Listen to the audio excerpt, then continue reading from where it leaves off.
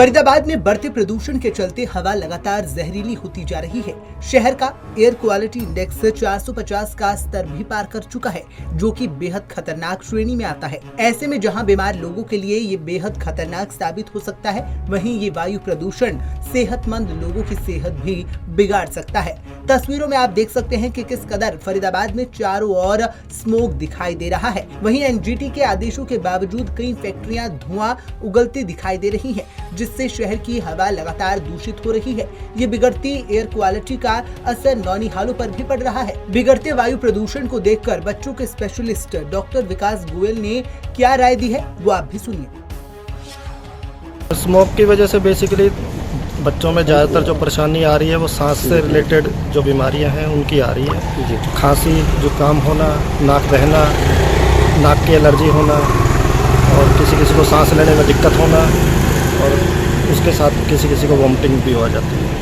मरीजों में ओपीडी में और एडमिशन केसेस में इजाफा आया है। हमारे यहाँ तो पीडियाट्रिक एज ग्रुप के जैसे अप टू 14 ईयर्स के बच्चों को हम एग्जामिन करते हैं या एडमिट करते हैं। लेकिन जो ज़्यादातर जो बच्चे आ रहे हैं जिनको इस तरह के लक्षण ज़्यादा हैं, तो वो लगभग 6 महीने से लेके 5 साल तक के बच्चों में ज़्यादा पाया है। सबसे मेन बात यह है कि स्मोक से बचाना है, ठीक है। ज़्यादा से ज़्यादा अपना हो सके तो बच्चे को अपना इंडोर यानी कि अपने घर में ही रखें, ठीक है।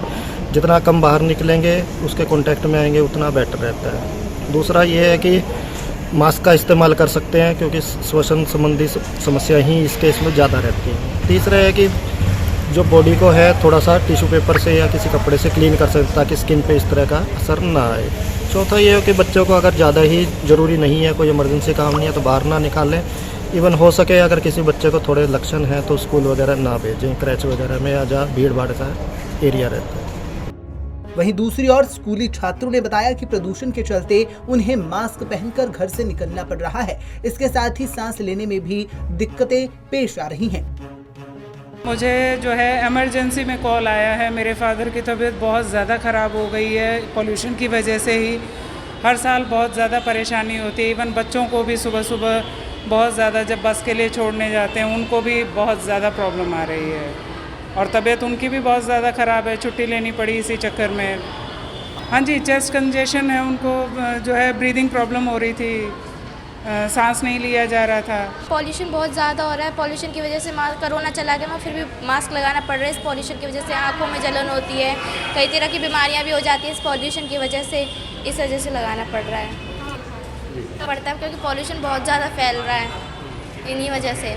जब हम मतलब घर से स्कूल आते हैं तो मतलब बहुत सारा पॉल्यूशन होता है, जिससे जो हमारे नाक के अंदर जाके हमारे मतलब अंदर के फ्यूचर को नुकसान पहुंचाता है। हमें कई सारी बीमारियों का सामना करना पड़ता है और पॉल्यूशन से और भी ज़्यादा बीमारियां होती हैं, जैसे मतलब कैंसर वगैरह, मच्छर बैठते हैं। मतलब इससे हमारे शरीर को बहुत ज़्यादा नुकसान पहुँचता है।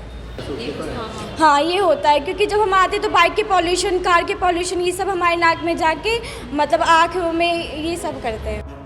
आपको बता दें कि आज की तारीख में कई फैक्ट्रियों की चिमनियां पाबंदियों के बावजूद भी लगातार धुआं उगल रही हैं और प्रदूषण को बढ़ा रही हैं। प्रदूषण का स्तर पहले से बीमार लोगों के लिए जहां जानलेवा साबित हो रहा है, तो वहीं इसका असर अब आम लोगों की हर एक सांस पर पड़ रहा है, जो कि चिंता का विषय है। पंजाब केसरी टीवी के लिए फरीदाबाद से सुधीर शर्मा की रिपोर्ट।